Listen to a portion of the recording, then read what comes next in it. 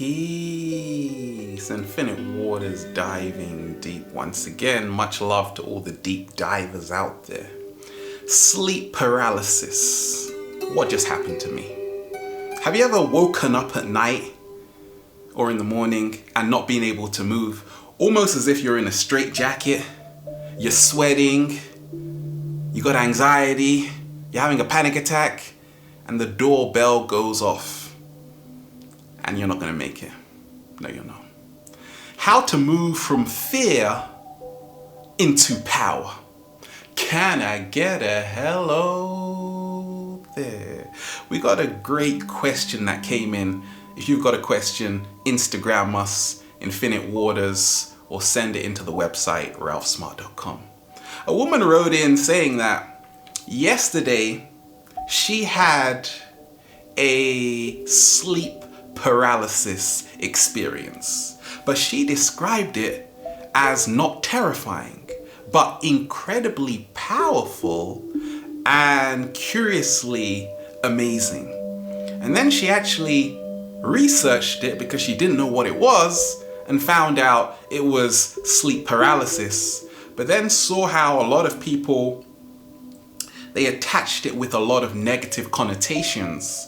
For instance, demonic possession, alien abductions. But for her, she found it liberating, but also had a lot of questions because she's sure that she actually connected with someone. Someone spoke to her. Who was it? Also, she's not sure if it was only her brain. Let me share with you what happened to me and what helped me along my journey. In 2006, I was having a lot of panic attacks.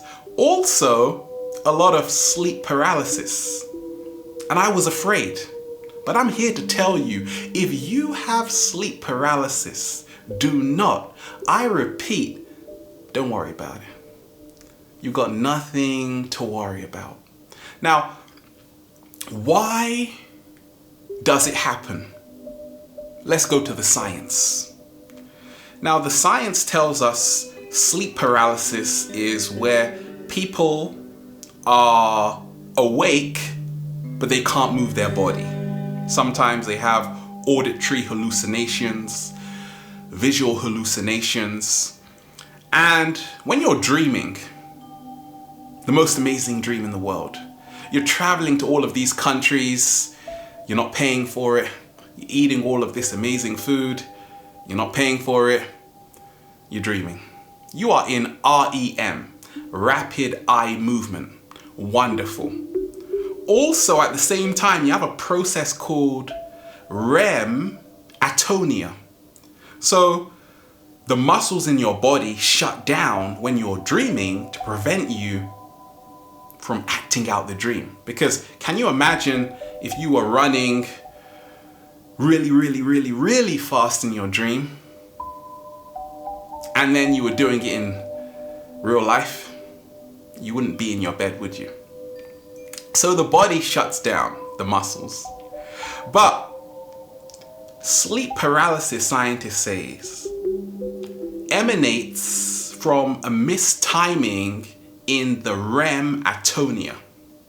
It's not in synchronicity with the normal REM. So what happens is your mind is alert after waking, but your body is still paralyzed. Not fun, uncomfortable, but liberating when you know the science. Now, there are a lot of myths in the ancient world and even in so many different countries around the world. For example, in the Islamic culture, you have the jinn. In the Shona, the Zimbabwe, you have the Mad Zikirira, which is an entity that sits on top of your chest. It almost feels as if you can't breathe. In Turkey, you have the Karabasan, also another entity. Many spiritual mystics have talked of entities floating around. but I'm going to share with you a wonderful perspective that actually helped me along my journey. Let love guide me, not fear, because that's what you have to do. You have to let love guide you and not fear. The human brain is an antennae. Our thoughts are the signals. So many people who have sleep paralysis, you have to become aware of what kind of signals you are sending out. What kinds of numbers are you dialing, baby? Because what we see is only a fraction of what actually exists.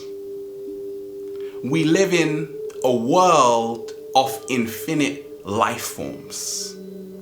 So there are many, many dimensions.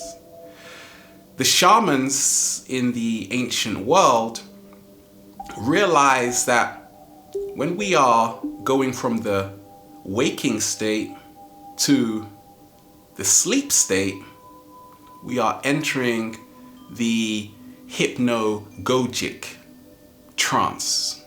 Okay?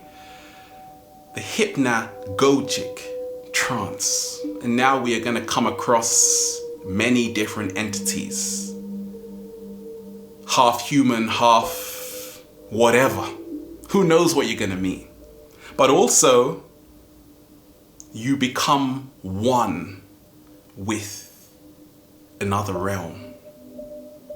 You realize that there is more to this reality. So it is incredibly liberating. And when you come out of the sleep state to the waking state, you're now entering a hypnopompic trance. And that's where the hallucinations can happen. So what helped me along my journey, whenever I was entering that very uncomfortable state, I realized it was because, one, I wasn't getting enough sleep. Two, I was very fearful. So once again, I was sending out those fear signals through my thoughts. And guess what? Based on the law of attraction, I was attracting that experience to me. Also, I was resisting this experience. I didn't want it to happen. And guess what? It happened to a higher degree because resistance makes stronger. Now, how I came out of it was just really to relax. I always say relaxation is what you are, stress is what you think you should be. When you surrender, when you are paralyzed for a few seconds, maybe more, surrender. Don't try to fight it. What this is going to do is you are now either going to enter a lucid dream, or you are going to move out of it in a very pure and simple way. But when you're resisting it, it may happen again. Many times we don't realize our energetic state. You have to ask yourself, am I at peace with myself?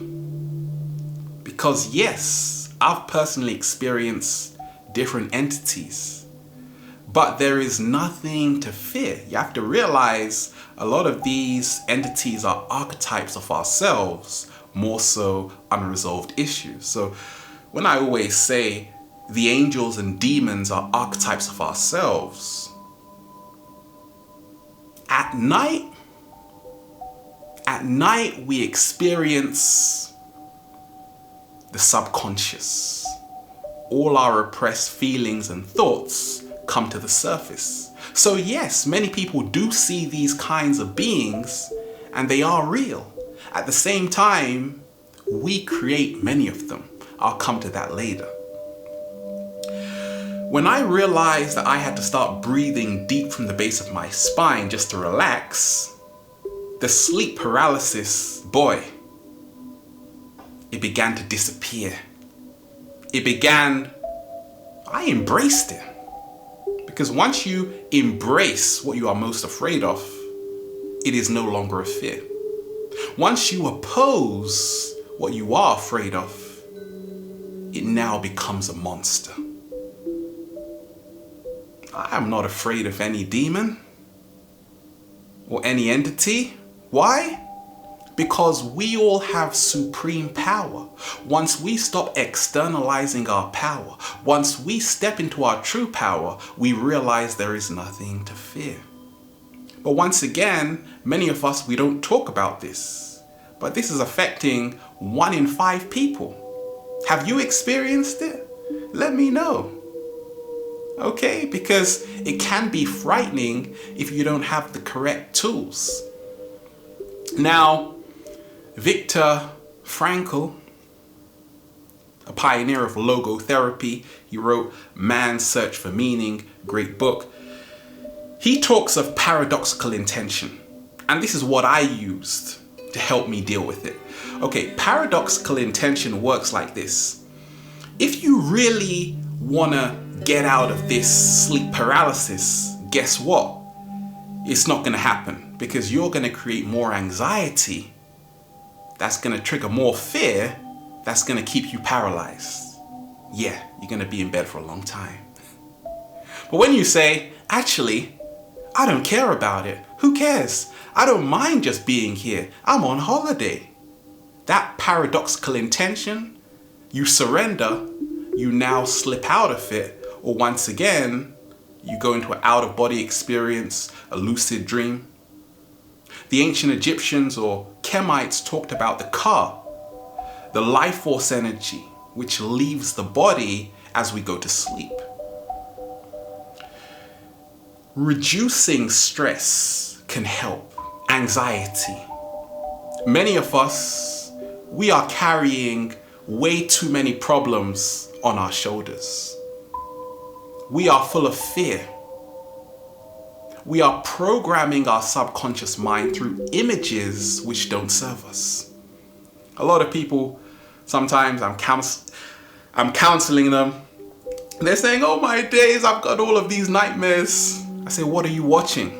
They say, well, I just saw paranormal activity. I say, okay, no wonder. You see, what kinds of images are you looking at before bed? But also, when we talk of just being in this position of this frozen moment, many times we have to ask ourselves, are we going to bed too late? Are we oversleeping? Are we in our natural circadian rhythm? Because ever since I moved into my natural circadian rhythm, I don't have sleep paralysis. And if I do, it's a wonderful experience. But there was a time, boy, I was going through some stuff and I was having a lot of sleep paralysis and it was scary. Goodness. Many times it's because we don't have an outlet to talk about it. Find a community to express yourself. Share experiences about sleep paralysis. Okay, if you're watching this video, share your experience of sleep paralysis. Are you afraid of it? Has it liberated you? Do you know its meaning? What helped me along my journey was just to be aware of the signs. You see, many shamans saw it as a portal into other dimensions. And I've spoken about the pineal gland. Why are we afraid of the dark? Because we can't see it. We are always afraid of what we can't see. So therefore, we have to embrace the unknown. That is how to turn sleep paralysis from fear into power. It all happens so quickly. See, many of us, we don't examine what has just happened. We have the experience and then we just say, well, I don't know what that was. What was that? But take time, if you experience it, to really feel what you are going through. to see who am I connecting with, because there might be a message there for you. There are people contacting you every single second on different dimensions. And there is nothing to fear. Once you let love guide you and not fear. Because we don't attract what we want, we attract what we are. It's helped me become my greatest version, just by realizing how much I don't know. So remind yourself to also check how you are sleeping, the position you are sleeping in. Many times people are sleeping on their back. People from Harvard have said that over 75% of cases of sleep paralysis happen from people who sleep on their backs. Okay? And a lot of the cases happen also from people who sleep on their stomach. I was testing out different sleeping positions, and I found out actually what works for me the best is sleeping on the right side. Okay? Because now the heart isn't being crushed, and ever since I've never had sleep paralysis. But many of us, we're sleeping on our backs. Okay? And normally that's the classic position for sleep paralysis. So check out your sleeping position. Learn how to get your butt into nature. Most of the time I'm in nature, just not today. Learn to see what kinds of foods am I eating. You see, food is energy. The animals that are being slaughtered, that energy is being transferred into the food, and now we're experiencing their reality in our dream state. Once I started to eat more fresh foods, more plant-based foods, I was now absorbing that energy. So realize it is a gift. It is nothing to be afraid of, and it goes once you release resistance, or it stays and turns into a lucid dream once you embrace it even more to see the true beauty of this magical experience. Let me know your experiences of sleep paralysis. We're about to dive deep. Have a wonderful day. We're here, infinite waters, diving deep once again. Stay well, stay healthy. Peace.